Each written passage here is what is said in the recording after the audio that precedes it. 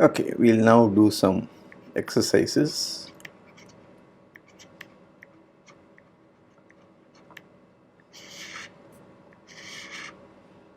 Okay, the first one, Hahn-Banach extension is not unique. In particular,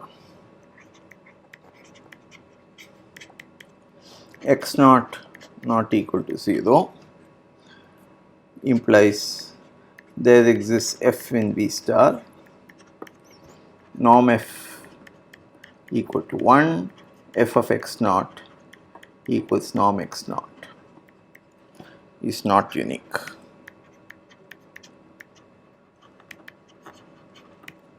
So let us give an example. So let us take R2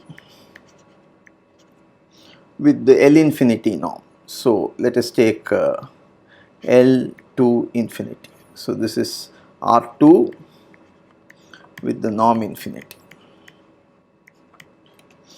And let us take x naught equals 1 1, and let us take f of xy equal to x and g of xy equal to y. Then any linear functional is continuous in finite dimensions. So fg belong to L2 infinity star, and then it is very easy to check that norm f equals norm g equal to 1, because mod fxy is mod x, mod gxy is mod y, both of them are less than norm xy infinity. And then you take 1 0 or 0 1 as a test vector, then you will get that the maximum is achieved. So norm f equals norm g equals 1, and you have f of x naught equals g of x naught equal to so x naught equals 1, yeah, equals 1, and that is equal to norm of x naught infinity. And therefore this is not unique. So now when can we say something is unique? So that is the next exercise. So we say V norm linear space strictly convex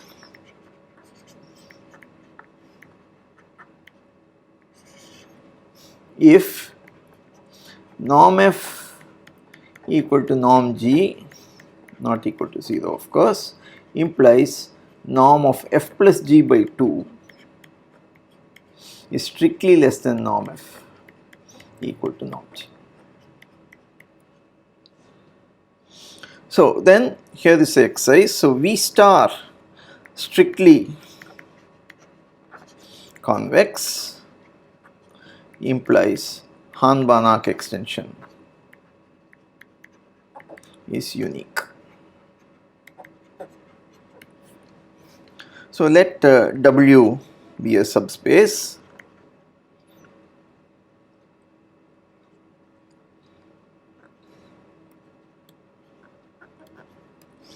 and let F belong to W star. Assume we have two extensions. Assume two Hahn-Banach extensions, G and H. So you have G restricted to W equals H restricted to W equals F, and norm G equals norm H equals norm F. So these are the two Hahn-Banach extensions we have. Then you look at norm of f plus g by 2. This is of course less than equal to 1/2 of norm f not f plus g, g plus h.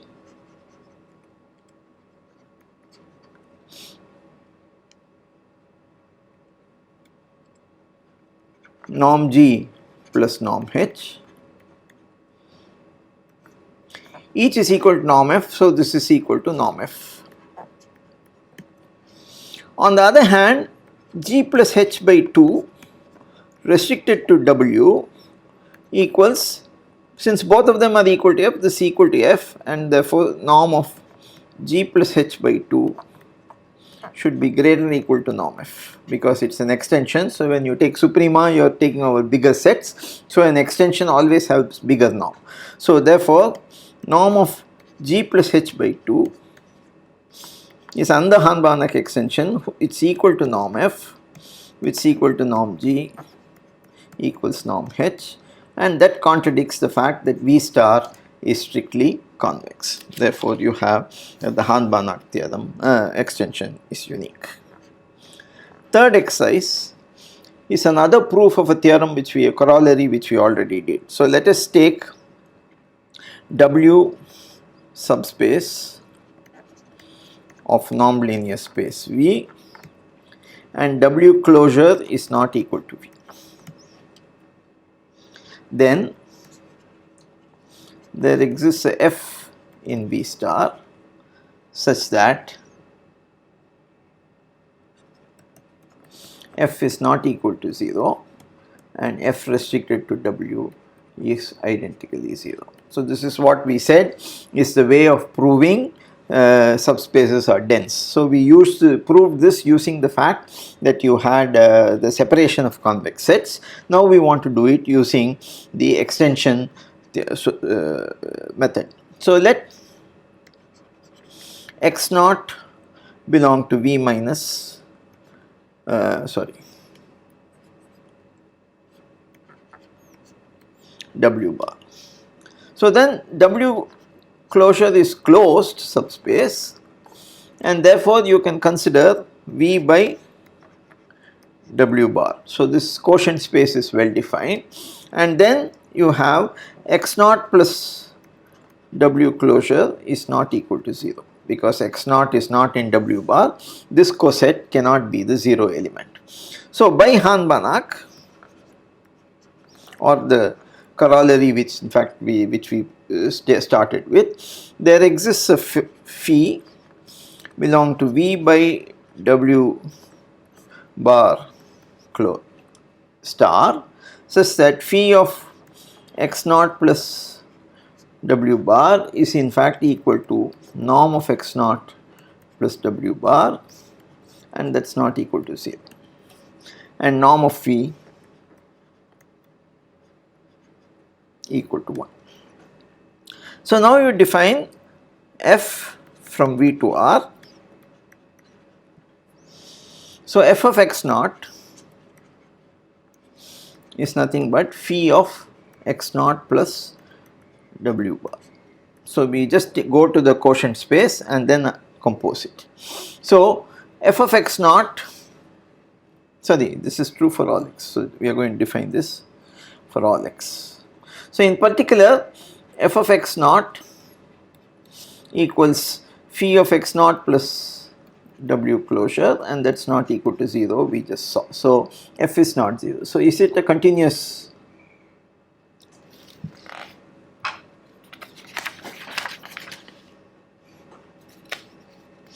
What about mod fx?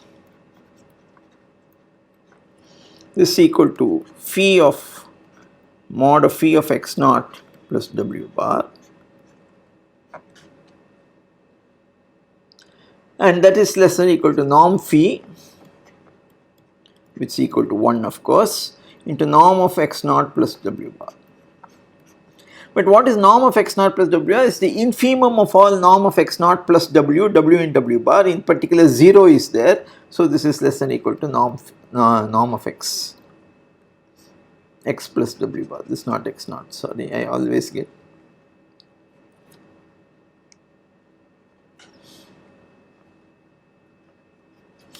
Therefore f is continuous, so implies f belongs to V star. And finally, if W is in W, we have f of W equals phi of W plus W bar, but this is the 0 element in the quotient space, and therefore phi of 0, and that is 0. Therefore f restricted to W is identically 0. So this proves the version using the next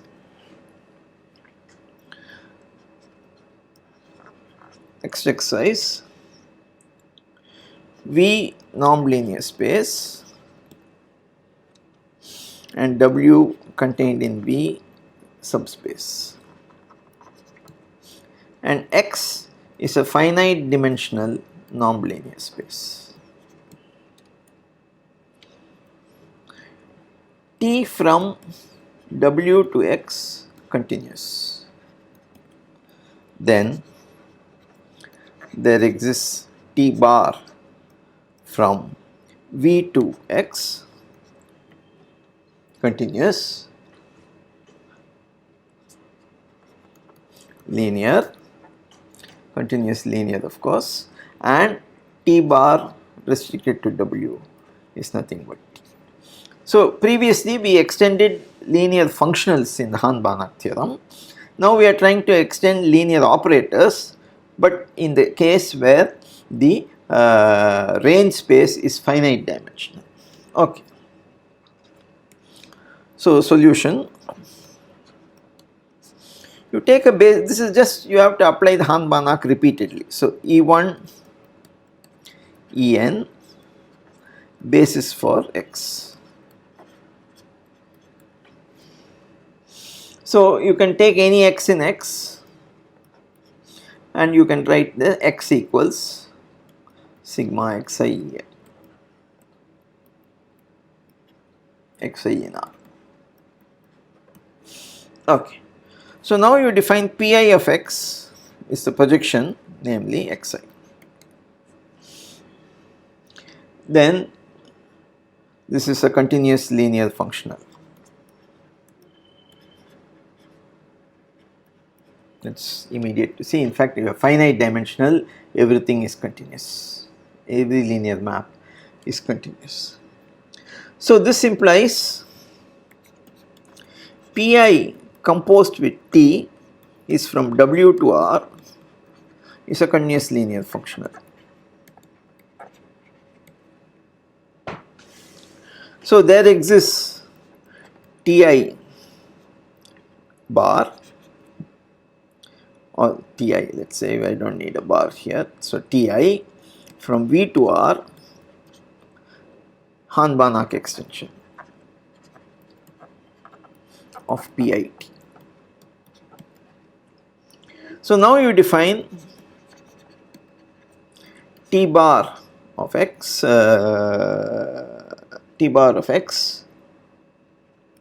equals sigma Ti of X times Ei.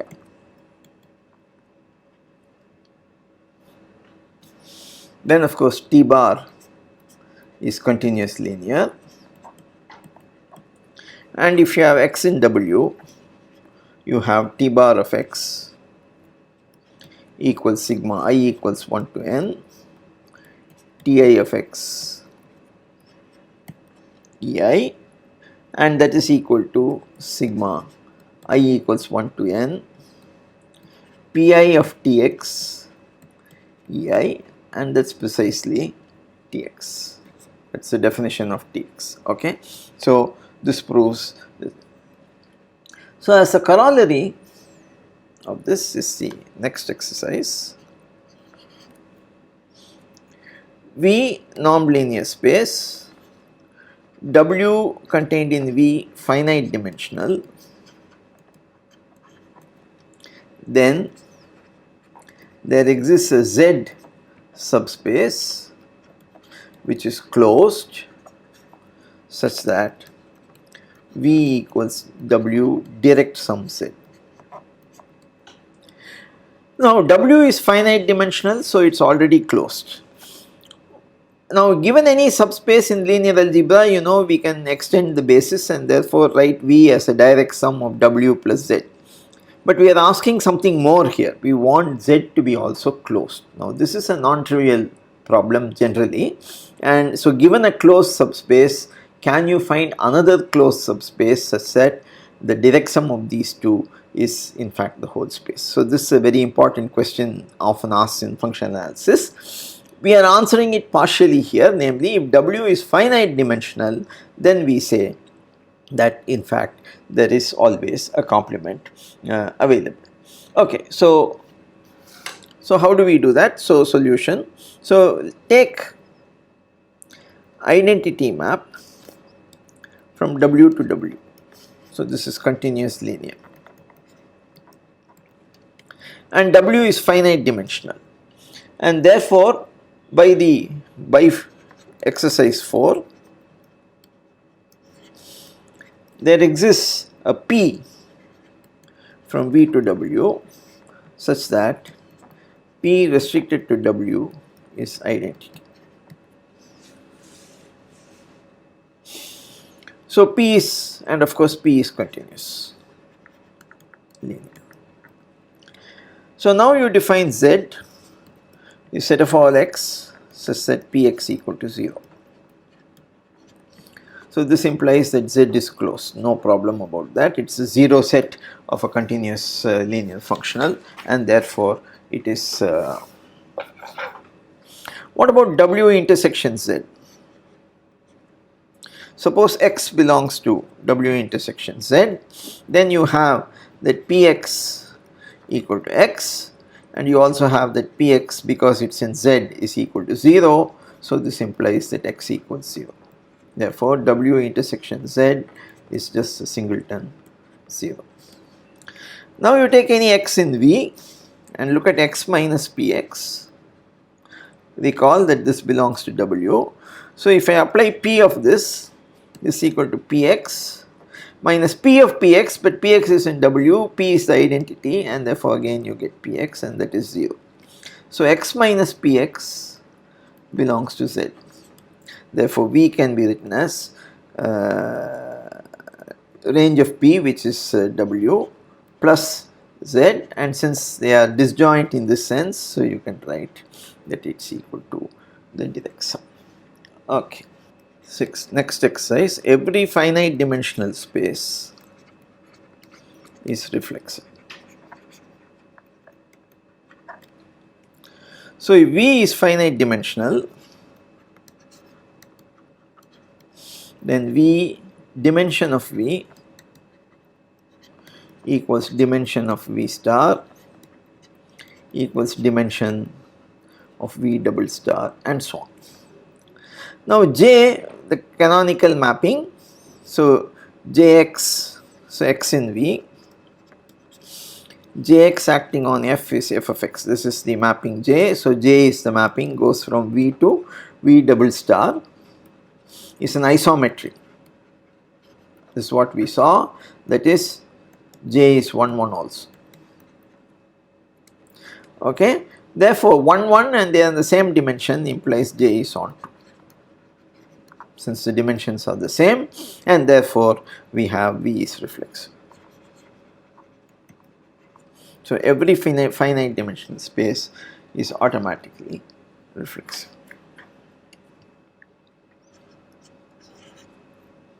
So this next exercise I already mentioned, so let me do it. So show that C0 star is L1. So we do it exactly as we did, the L1 star is LP and so on. So you take any y in L1, so y equals y1 etc, yi, and then you define Fy of x is equal to sigma xi yi, I equals 1 to infinity. So x is in C0, which is of course a subset of L infinity. So by the Helder inequality, or even otherwise trivially, mod Fy of x is less or equal to maximum of all the xi, so norm x infinity into sigma mod yi, and that's equal to norm x infinity norm y in L1, and therefore Fy belongs to C0 star, and norm of Fy is less than or equal to norm y1. Now let phi belong to C0 star. We want to show that every element in C0 star occurs in this way, and you take Ei to be this standard sequence, 1 in the ith place, 0 elsewhere, and then you take Yi is phi acting on Yeah. So this belongs to C0 because you have only zeros after some time, and therefore this is in C0. Okay. So now you fix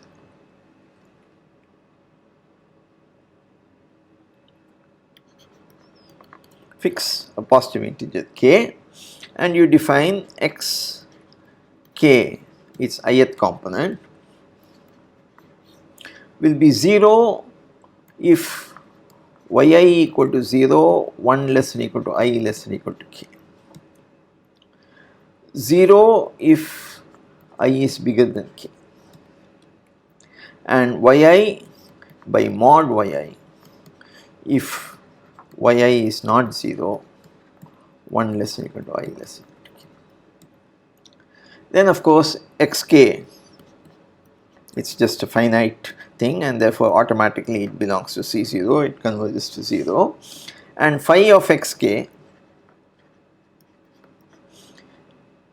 is nothing but sigma mod yi, I equals 1 to k, because if you multiply you get yi is mod yi square divided by mod yi gives you just mod yi, and norm of xk infinity is 1.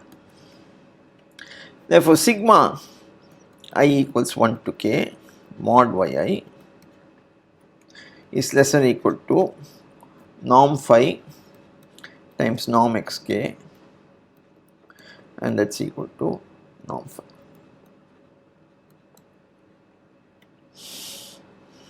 So this is true for all k, and therefore this implies that y equals y1, yi, etc. belongs to L1, and norm y in L1 is less than or equal to norm phi.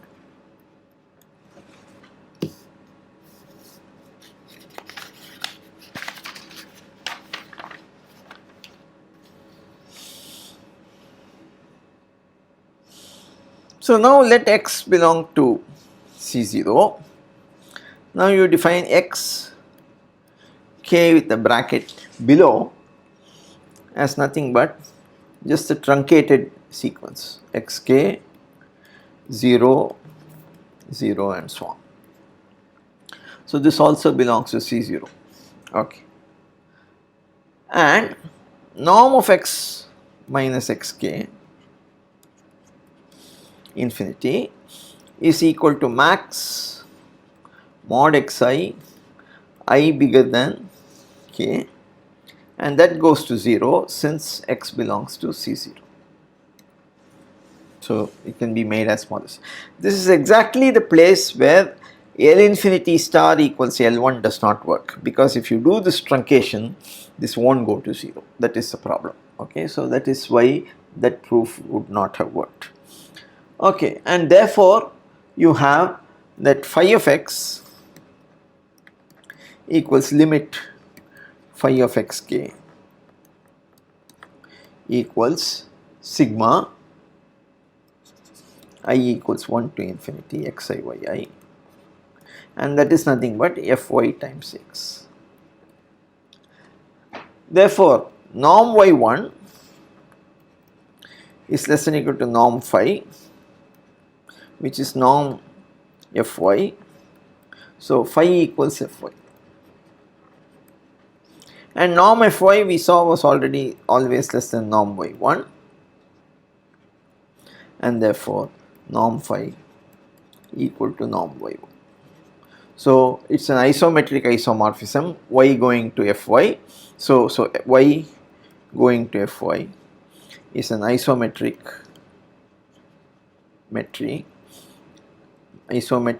isomorphism from L1 to C0 star, and therefore C0 star can be identified with L1.